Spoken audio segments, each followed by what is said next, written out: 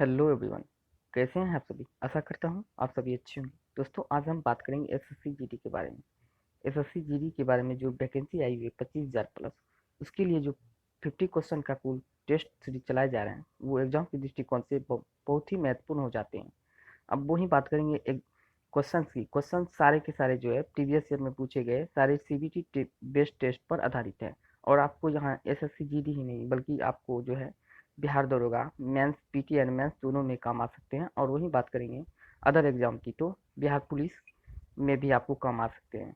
और बात करते हैं कि इसके और भी कि इस सामान्य अध्ययन से संबंधित जो भी एग्जाम है बीपीएससी बीएसएससी आदि जो भी एग्जाम सब है उन सभी में आपको बहुत ही काम आ सकते हैं। तो चलिए तो दोस्तों स्टार्ट करते हैं आज के हमारे क्वेश्चन को।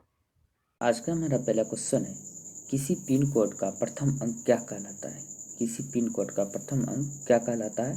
तो इसमें जो है प्रथम अंक जो है यहाँ मिस हो गया है, तो ये जोड़ लीजिएगा। प्रथम अंक क्या कहलाता है, तो इसका मतलब होता है जैसे कि आप लोग जान रहे हैं कि पिन कोड, जैसे कि ले लीजिए कोई पिन कोड 85 32 और 02, ये पिन कोड है। तो प्रथम अंक ये इसके बारे में पूछा है तो क्या कहलाता है, ये हो जाता है इसका आंसर की हम बात करें तो डाकघर से संबंधित पोस्टल जोन की संख्या, यानी कि प्रथम अंक जो हो गया तो ये जोन हो गया। और द्वितीय अंक की अगर हम बात करें तो यह सब जोन हो जाता है, द्वितीय अंक सब जोन। और तृतीय अंक की बात करें तो ये जिला को दर्शाता है, यानी कि 3 जो है जिला को दर्शा रहा है। और ये दो लास्ट के 3 अंक की अगर बात करें तो ये पोस्ट ऑफिस लोकेशन की बात करता है, यानी कि लास्ट 3 अंक पोस्ट ऑफिस लोकेशन, यानी कि PL, यानी कि पोस्ट ऑफिस लोकेशन को दर्शाता है। तो याद रखिएगा। फर्स्ट अंक की हम बात करते हैं, एक बार और बात कर लेते हैं। 85 32 02। तो फर्स्ट अंक हो जाता है जोन, दूसरा अंक हो जाता है सब जोन, और तीसरा अंक की बात करें तो जिला, और लास्ट 3 अंक की बात करें तो पोस्ट ऑफिस लोकेशन को दर्शाता है। तो अगर हम आंसर की बात करें तो आंसर ए हो जाएगा। अब नेक्स्ट क्वेश्चन की ओर बढ़ते हैं। अब बात करते हैं इनमें से किसका मिलान सही है। इनमें से किसका मिलान सही है, तो बात करते हैं ई कैबिनेट लागू करने वाला पहला राज्य की अगर हम बात करें तो हिमाचल प्रदेश पहला राज्य हो जाता है, ये बिल्कुल सही है। और वहीं बात करेंगे ई पंचायत लागू करने वाला पहला राज्य की बात करें तो उत्तर प्रदेश हो जाता है, ये भी बिल्कुल सही है। और वहीं बात करते हैं ई लोक अदालत लागू करने वाला पहला राज्य की बात करें तो छत्तीसगढ़ जो है ई लोक अदालत लागू करने वाला पहला राज्य हो जाता है। अगर आंसर की हम बात करें तो इसका आंसर सभी के सभी हो जाएंगे। अब बात करते हैं नेक्स्ट की। हथेली पर रखने पर निम्न में से कौन सा पिघल जाएगा। हथेली पर रखने पर निम्न में से कौन सा पिघल जाएगा, तो हथेली पर गैलियम और सीसियम को रखने पर पिघल जाएगा। अगर आंसर की हम बात करें तो ऑप्शन नंबर बी इसका आंसर हो जाएगा, याद रखिएगा। अब बात करते हैं नेक्स्ट की। कंप्यूटर में डाटा को किस रूप में संग्रहित किया जाता है। कंप्यूटर में डाटा को किस रूप में संग्रहित किया जाता है, तो बात करते हैं बाइनरी के रूप में कंप्यूटर में डाटा के रूप में संग्रहित किया जाता है। अब बात करते हैं नेक्स्ट की। मानव सिर में 29 हड्डियां हैं। मानव सिर में 29 हड्डियां हैं, इनमें से कौन सा वर्गीकरण सही है। मानव सिर में कुल 29 हड्डियां हैं, इनमें से कौन सा वर्गीकरण सही है। तो आप देख सकते हैं सब जो आंसर दिया हुआ है, सब जो है फंसने लायक आंसर दिया हुआ है, सब एक जैसे दिख रहे हैं। अगर आप सही तरीके से नहीं मारोगे तो आपका आंसर गलत हो जाएगी। तो बात करते हैं आंसर की अगर हम, तो माथा की हम बात करते हैं उसमें 8 हड्डियां रहते हैं, और चेहरा में 14, और कान में बात करते 6, और कंठा कस्थि में बात करते 1 हड्डी होते हैं। तो याद रखिएगा इसका आंसर की हम बात करें तो बी नंबर ऑप्शन हो जाएगा आंसर। अब बात करते हैं नेक्स्ट की। सल्तनत काल में अंतर्राष्ट्रीय बंदरगाह के रूप में प्रसिद्ध था। सल्तनत काल में अंतर्राष्ट्रीय बंदरगाह के रूप में कौन सा स्थान प्रसिद्ध था, तो बात करते हैं देवल, दिल्ली, लाहौर, विजयनगर। अगर आंसर की बात करें तो देवल जो है सल्तनत काल में अंतर्राष्ट्रीय बंदरगाह के रूप में प्रसिद्ध था। अब बात करते हैं नेक्स्ट की। अब सवाल है, यदि ए बी से 40% अधिक है और बी सी से 20% कम है तो ए और सी का अनुपात निकाला है। तो ए और सी का अनुपात क्या होगा, तो आइए इसको बनाना बहुत ही आसान है, आइए समझते हैं इसको। सबसे पहले हम बात करेंगे ए बटा बी का। तो कहता है ए बी से 40% अधिक है तो 140 बटे 100 कर देंगे, इसको कटा के हम इसका निकाल लेंगे, 7/5 हो जाता है। अब हम दूसरा निकालेंगे कि अब बी सी से 20% अधिक है, बी सी से 20% अधिक है तो अधिक कम है तो 80/100, तो इसका अनुपात निकल जाएगा 4/5। 4/5 निकल जाएगा तो हम दोनों को मल्टीप्लाई कर देंगे। तो मल्टीप्लाई कर देंगे, 7×4 = 28 और 5×5 यानी कि 28/25 हो जाता है आंसर। और ऑप्शन की अगर हम बात करें तो ऑप्शन इसका बी इसका आंसर हो जाएगा। अब बात करते हैं नेक्स्ट की। अब सवाल है कि 17 पे पावर यानी कि अब सवाल है 17 पे पावर 19 + 2 को 6 से भगा देने पर यानी कि 6 से भगा देने पर तो शेष क्या बचेगा। यानी कि 17 पे पावर 19 + 2 से 6 को भाग दिया जाए तो शेषफल क्या होगा। तो शेषफल की अगर हम बात करें तो सबसे पहले हम बात करेंगे 6 की। तो 6 की अगर हम बात करते हैं, 6 को 3 से गुना करते हैं तो 18 हो जाता है, यानी कि 18। तो 18 यानी 17 में 18 अगर माइनस कर देते हैं तो -1 पे पावर 19 हो जाएगा, -1 19 हो जाएगा और +2। तो 1 पे पावर कितना भी दे दो तो 1 ही हो जाता है। तो 1 अब यहाँ बचा -1 + 2। तो -1 + 2 को अगर हम माइनस कर देते हैं तो इसका आंसर ए निकल जाएगा। तो अगर हम आंसर की बात करें तो इसका आंसर ए हो जाएगा। तो फिर से हम बता देते हैं कि 6 को भाग देने पर यानी कि 6 को हम 17 से भाग देंगे तो 6 × 18 1 बच जाता है, यानी कि 18 में 17 को अगर भाग दे करेंगे तो एक इसका -1 जो है बच। अब सवाल है पी एक काम को 20 दिन में पूरा कर सकता है और क्यों उसी काम को 30 दिन में और पी ने 4 दिन अकेले काम किया और फिर क्यू ने आर के साथ मिलकर शेष काम को 18 दिन में पूरा कर दिया, तो आर अकेला उस काम को कितने दिनों में पूरा कर सकता है। तो आर अकेला उस काम को कितने दिनों में पूरा कर सकता है। तो हम बात करेंगे सबसे पहले पी की। तो पी जो है 20 दिन में काम करता है, यानी कि पी की बात करें 20 दिन में और क्यू की बात करें तो क्यू बात करता है 30 दिन में। तो दोनों का हम एलसीएम अगर निकाल लेते हैं तो 60 इसका एलसीएम हो जाता है। तो इसका इफिशियंसी की अगर हम बात करें तो 3 हो जाएगा इसका 3, और इसका बात करें यानी कि इसका बात अगर हम करें 3, इसका हम बात करें 2। तो अब कह रहा है कि पी अकेले 4 दिन में काम करता है। तो पी की अगर हम बात करें तो 3 × 4, 3 × 4 अगर हम करते हैं तो 12 हो जाता है। अब वही बात कर रहे हैं कि कह रहा है और क्यू ने आर के साथ 18 दिन काम किया, तो 18 गुने कितना हो जाता है 2। तो कर देंगे 36 हो जाएगा। अब 36 हो गया तो अब कह रहा है इसको क्या करेंगे, तो इसको हम 12 और 36 को हम ऐड कर देंगे तो कितना हो जाएगा 48 हो जाएगा। 12 36 को ऐड कर दिया 48। अब इसमें 12 और यानी कि 48 जो हो गया 48, तो 60 में हम घटा देंगे तो कितना हो जाएगा, तो हो गया 48 और 12 हो जाता है, 12 हो गया। इसको ऐड कर देंगे 12 हो गया। अब कह रहा है कि 12 काम यानी कि 12 काम अगर वो 18 दिन में कर रहा है, 18 दिन में पूरा करेगा तो 12 काम 18 दिन में पूरा करता है, तब 60 काम, टोटल 60 काम है। तो 60 काम जो है कितने दिनों में पूरा करेंगे कि 60 काम कितने दिनों में, इसका ये 5 गुने हो जाता है। तो 5 गुने हो जाता है तो 12 काम अगर 12 काम 18 दिन में कर रहा है तो 60 काम, तो ये 5 गुना हो गया। तो इसी तरह हम 18 को भी 5 से गुना कर देंगे तो 18 × 5 = 90, तो 90 दिन में ये काम पूरा करेंगे। तो अगर हमें आंसर की हम बात करें तो इसका answer A number of answer हो जाएगा। अब बात करते हैं नेक्स्ट की। किस देश ने 16 मई 2021 को सिमोर्ग नामक अपना सुपर कंप्यूटर लॉन्च किया है। सिमोर्ग नामक अपना सुपर कंप्यूटर लॉन्च किया है। तो ईरान की हम बात करें तो ईरान का सुपर कंप्यूटर सिमोर्ग है।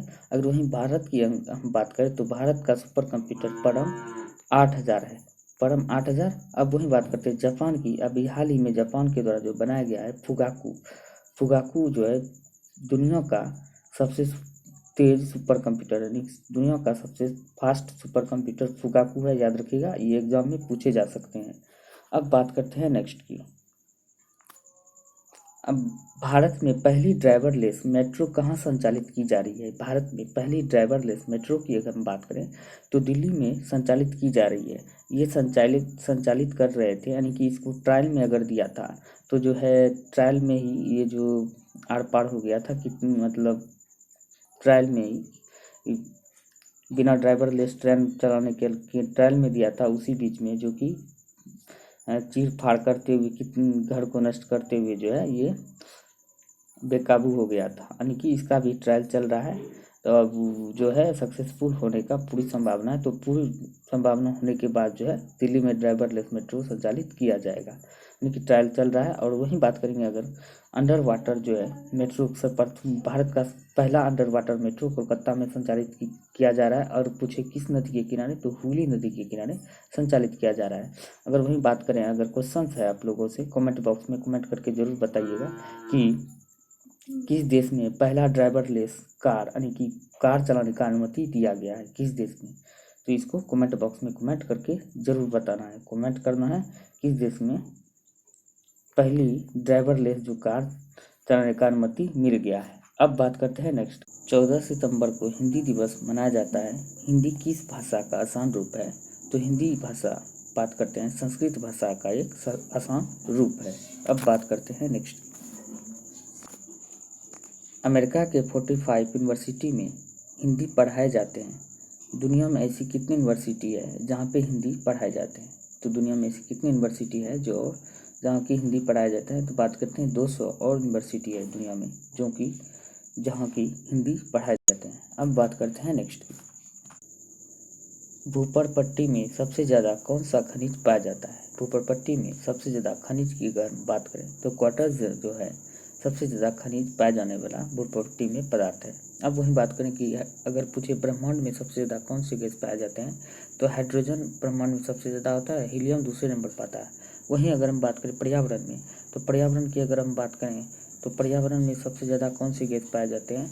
तो वायुमंडल में, तो वायुमंडल की अगर हम बात करें सबसे ज़्यादा जो है नाइट्रोजन गैस पाया जाता है। और दूसरे नंबर पर बात करें तो ऑक्सीजन हो जाता है 21% और नाइट्रोजन हो जाता है 78%। और वहीं ऑक्सीजन CO2 की बात करें तो CO2 की हम बात करें 0.03% पाया जाता है, तो याद रखिएगा। अब बात करते हैं नेक्स्ट की। कुछ राज्यों को संघ से अनुदान अनुच्छेद किस अनुच्छेद के तहत दिया जाता है? कुछ राज्यों को संघ से अनुदान किस अनुच्छेद के तहत दिया जाता है? तो बात करते हैं 275 अनुच्छेद के तहत कुछ राज्यों को अनुदान दिया जाता है। अब बात करते हैं नेक्स्ट की। सरसों अनुसंधान संस्थान कहाँ स्थित है? सरसों अनुसंधान संस्थान की अगर हम बात करें तो राजस्थान में स्थित है। अब बात करते हैं नेक्स्ट की। लोरिया अरेराज क्या है? लोरिया अरेराज की अगर हम बात करें तो यह क्या है? तो यह एक स्तंभ लेख है। लोरिया अरेराज एक स्तंभ लेख है। अब बात करते हैं नेक्स्ट की। काजू किस मिट्टी में सबसे ज़्यादा उत्पादन होता है? काजू किस मिट्टी में सबसे ज़्यादा उत्पादन होता है? तो बात करते हैं लेटराइट मिट्टी में काजू का उत्पादन सर्वाधिक होता है। और लेटराइट मिट्टी में ही चाय की खेती भी सर्वाधिक होती है। अब वहीं बात करें अगर चाय का सर्वाधिक उत्पादन करने वाला राज्य असम है। और कर्नाटक की बात करें तो कर्नाटक जो है कॉफ़ी का उत्पादन करने वाला सबसे बड़ा राज्य, यानी कि सबसे ज़्यादा उत्पादन कर्नाटक में कॉफ़ी का किया जाता है। अब वहीं बात करते हैं काली यानी कि कपास यानी काली मिट्टी में कपास का सर्वाधिक उत्पादन होता है। तो याद रखिएगा, कई बार एग्जाम में पूछे गए बहुत ही मोस्ट इम्पोर्टेंट क्वेश्चन हो जाते हैं। अब बात करते हैं नेक्स्ट की। स्टेपिस प्रदेश किसके लिए प्रसिद्ध है? स्टेपिस प्रदेश की अगर हम बात करें तो यह किसके लिए प्रसिद्ध है? तो यह गेहूं के लिए प्रसिद्ध है। अब बात करते हैं नेक्स्ट की।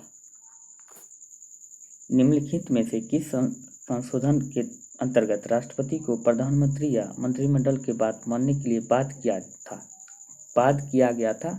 तो बात करते हैं 44वें संविधान संशोधन के तहत राष्ट्रपति को प्रधानमंत्री या मंत्रिमंडल की बात मानने के लिए बात किया गया था। अब वहीं बात करते हैं 42वें संविधान संशोधन द्वारा 1976 में मौलिक कर्तव्य जोड़ा गया था। याद रखिएगा, ये इसी को लघु संविधान के रूप में जाना जाता है, किसी को 42वें संविधान संशोधन को।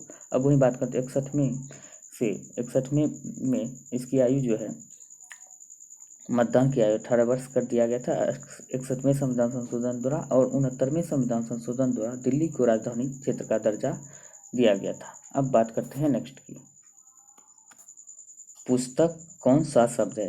पुस्तक कौन सा शब्द है? तो बात करते हैं पुस्तक एक तत्सम शब्द है, याद रखिएगा तत्सम शब्द है। तत्सम किसे कहते हैं?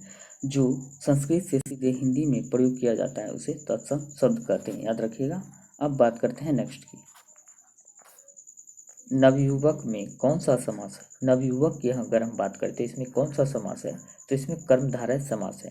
अगर वहीं बात करते हैं द्वंद्व समास की, जिसका दोनों पद प्रधान होता है उसे द्वंद्व समास कहते हैं। जैसे भाई बहन जो होता है द्वंद्व समास, लोटा डोरी और माता पिता, ये सब द्वंद्व समास हो जाते हैं। द्विगु समास की बात करते हैं जिसका सब संख्यावाची हो, जैसे त्रिलोचन, चौराहा, ये सब जो होते हैं संख्यावाची हो जाते हैं तो वो द्विगु समास हो जाएंगे। अब बात करते हैं नेक्स्ट की, तुम जा रहे हो, ये कौन सा काल है? तुम जा रहे हो यानी कि जा रहे हो, तो इसका जो है काल की अगर बात करें तो वर्तमान काल हो जाएंगे, यानी कि जाने की बात कर रहा है, जा रहे हो अभी, तो वे वर्तमान काल हो जाएंगे। अब बात करते हैं नेक्स्ट की, निम्न में से पानी का पर्यायवाची शब्द कौन सा है? नहीं है। निम्न में से कौन सा पानी का पर्यायवाची शब्द नहीं है? तो बात करते हैं पानी का पर्यायवाची शब्द सर जो है पानी का पर्यायवाची शब्द नहीं है, और तीनों बात करते हैं ये पानी का पर्यायवाची शब्द है। अब बात करते हैं नेक्स्ट की, सूर्य का स्त्रीलिंग रूप क्या है? सूर्य का स्त्रीलिंग रूप की अगर हम बात करें तो सूर्या जो है सूर्य का स्त्रीलिंग रूप हो जाता है। अब बात करते हैं नेक्स्ट की, विश्व का प्रथम विश्वविद्यालय कौन है? विश्व का प्रथम विश्वविद्यालय कौन सा है? तो बात करते हैं तक्षशिला ही जो है विश्व का प्रथम विश्वविद्यालय तक्षशिला है। अब बात करते हैं नेक्स्ट की, पृथ्वी पर कुल कितने महासागर है? तो पृथ्वी पर बात करें तो कुल 5 महासागर है। अब बात करते हैं नेक्स्ट की, मनुष्य में ऐच्छिक गतियों का नियंत्रण किसके द्वारा होता है? मनुष्य में ऐच्छिक गतियों का नियंत्रण की अगर हम बात करें तो सेरिब्रम के द्वारा ऐच्छिक गतियों का नियंत्रण होता है। अब बात करते हैं नेक्स्ट की, मनुष्य में बुद्धि एवं चतुराई का केंद्र होता है। मनुष्य में बुद्धि एवं चतुराई का अगर हम बात करें तो सेरिब्रम जो है मनुष्य में बुद्धि और चतुराई का केंद्र होता है। अब बात करते हैं नेक्स्ट की, सोलर कुकर में प्रयोग किए जाते हैं, सोलर कुकर में किस दर्पण का प्रयोग किए जाते हैं? तो बात करते हैं सोलर कुकर में अवतल दर्पण का प्रयोग किए जाते हैं। अगर वहीं बात करें तो गाड़ी के साइड मिरर में किस दर्पण का प्रयोग किया जाता है? तो गाड़ी के साइड मिरर की हम बात करें तो इसमें उत्तल दर्पण का प्रयोग किए जाते हैं। और बात करते हैं अब नेक्स्ट की, तेज प्रकाश में पुतली का आकार कैसा हो जाता है? यानी कि हमारे आँख की जो पुतली होती है तेज प्रकाश पड़ने पर उसका आकार कैसा हो जाता है? तो छोटा हो जाता है, यानी कि तेज प्रकाश में पुतली का आकार छोटा हो जाता है। अगर जैसे ही प्रकाश कम हो जाता है तो धीरे धीरे उसका आकार बड़ा हो जाता है। अब बात करते हैं नेक्स्ट की, क्षारक को जल में घोलने पर क्या मुक्त होता है? क्षारक को अगर हम जल में घोल देते हैं तो क्या मुक्त हो जाता है? हाइड्रोजन आयन जो है ये हाइड्रोजन माइनस आयन जो है ये मुक्त हो जाता है। अब बात करते हैं नेक्स्ट की, निम्न में से कौन प्रबल अम्लीय है? निम्न में से कौन एक प्रबल अम्लीय है? तो बात करते हैं जो पीएच मान जो होता है यानी कि 0 से 14 तक जो है अम्ल होता है। अगर उसी पूछे कौन प्रबल अम्ल है तो प्रबल अम्ल की अगर हम बात करें तो 0 जो है यानी कि pH 0 जो है प्रबल अम्ल हो जाता है। अगर उन्हें पूछे प्रबल क्षार की तो प्रबल क्षार जो होता है ये 14 जो होगा तो ये प्रबल क्षार हो जाएगा। तो याद रखिएगा प्रबल अम्ल अगर कहे तो 0 और प्रबल क्षार कहे तो 14 हो जाता है। अब बात करते हैं नेक्स्ट की, हल्दी, लिटमस पत्र आदि किस प्रकार का सूचक है? हल्दी, लिटमस पत्र आदि की अगर हम बात करें तो यह प्राकृतिक सूचक है, यानी कि प्राकृतिक सूचक है। अब बात करते हैं नेक्स्ट, भारत में वित्तीय वर्ष कहा जाता है, यानी कि भारत का जो वित्तीय वर्ष कब से कब तक होता है और वित्तीय वर्ष किसे कहा जाता है? तो बात करते हैं वित्तीय वर्ष की, तो 1 अप्रैल से 31 मार्च तक भारत में वित्तीय वर्ष होता है। तो याद रखिएगा ये कई बार भी एग्जाम में पूछे गए हैं, तो याद रखिएगा। अब बात करते हैं नेक्स्ट की, क्षेत्रीय ग्रामीण बैंक की स्थापना किस वर्ष की गई? क्षेत्रीय ग्रामीण बैंक की स्थापना की अगर हम बात करें तो 1975 में 1975 में किया गया था। अब वहीं बात करें पहली बार जो है 14 बैंकों का राष्ट्रीयकरण कब किया गया था? 1969 में, यानी कि 1969 में पहली बार 14 बैंकों का राष्ट्रीयकरण किया गया था और 6 बैंकों का राष्ट्रीयकरण जो है 1980 में किया गया था। अगर वहीं पूछे पहला बैंक जो है जिसका राष्ट्रीयकरण किया गया था कौन सा बैंक है? तो आरबीआई वह पहला बैंक है जिसका राष्ट्रीयकरण किया गया था, याद रखिएगा। अब बात करते हैं नेक्स्ट की। भारत की वित्तीय राजधानी किस शहर को कहा जाता है? भारत की वित्तीय राजधानी की अगर हम बात करें तो मुंबई शहर को कहा जाता है, और दिल्ली को जो है भारत की राजधानी कहा जाता है। और दिल्ली जो 1912 में भारत की राजधानी बना, इससे पहले भारत की राजधानी कोलकाता हुआ करता था। अब बात करते हैं नेक्स्ट की। सबसे पहला कंप्यूटर कौन सा है? मतलब सबसे पहला कंप्यूटर का क्या नाम था? सबसे पहला कंप्यूटर का क्या नाम था? तो बात करते हैं ENIAC जो है सबसे पहला कंप्यूटर का नाम था। अब बात करते हैं नेक्स्ट की। निम्न में कौन इनपुट इकाई है, यानी कि निम्न में से कौन सा इनपुट डिवाइस है? तो बात करते हैं माउस, कीबोर्ड, स्कैनर। ये तीनों को तीनों इनपुट डिवाइस हैं, याद रखिएगा, कई बार एग्जामों में पूछे गए हैं। अब बात करते हैं नेक्स्ट की। स्पर्श रेखा किस खेल से संबंधित है? स्पर्श रेखा की अगर हम बात करें तो किस खेल से संबंधित है? तो याद रखिएगा कौन से खेल ऐसे होते हैं जो इसे आप इधर से आते हैं और इधर से आते हैं, अगर यहाँ पे टच कर लेते हैं तो आप जो है स्पर्श रेखा में यानी कि समान हो जाता है। तो बात करते हैं वहीं खेल की, तो कबड्डी ऐसी खेल है जो स्पर्श रेखा से संबंधित है। अब बात करते हैं नेक्स्ट की। स्टेफी ग्राफ किस देश की निवासी है? स्टेफी ग्राफ की अगर हम बात करें तो यह जर्मनी देश की निवासी है। अब बात करते हैं नेक्स्ट की। भारतीय खेल प्राधिकरण की स्थापना कब हुई थी? भारतीय खेल प्राधिकरण की स्थापना की अगर हम बात करें तो 1984 में किया गया था। अब बात करते हैं नेक्स्ट की। केंद्रीय वृक्षारोपण फसल अनुसंधान संस्थान कहाँ स्थित है? केंद्रीय वृक्षारोपण फसल अनुसंधान संस्थान कहाँ पर स्थित है? कासरगोड में स्थित है। कहाँ स्थित है? तो कासरगोड में। अब बात करते हैं नेक्स्ट। द इनसाइडर किस पूर्व पीएम की रचना है? द इनसाइडर किस पूर्व पीएम की रचना है? तो पीवी नरसिम्हा राव की द इनसाइडर रचना पीवी नरसिम्हा राव की है। अब बात करते हैं नेक्स्ट की। तमिलनाडु का सबसे लोकप्रिय त्यौहार कौन सा है? तमिलनाडु का सबसे लोकप्रिय त्यौहार की अगर हम बात करते हैं पोंगल जो है तमिलनाडु का सबसे लोकप्रिय त्यौहार है। अगर वहीं बात करते हैं ओणम की, तो ओणम जो है केरल का त्यौहार है। और वहीं बात करते हैं बिहू की, बिहू असम का त्यौहार है। अब बात करते हैं नेक्स्ट की। किस क्षेत्र में उस्ताद बिस्मिल्लाह खान ने प्रसिद्ध पाई है? किस क्षेत्र में उस्ताद बिस्मिल्लाह खान ने प्रसिद्धि पाई है? तो बात करते हैं शहनाई क्षेत्र में उसमें उस्ताद बिस्मिल्लाह खान प्रसिद्धि पाई है। और बिस्मिल्लाह खान की बात करें तो यह एक बिहार की ही है, यानी कि बिहारी है। अब बात करते हैं नेक्स्ट। पुस्तक I do what I do कौन से भारतीय अर्थशास्त्री ने 2017 में लिखी थी?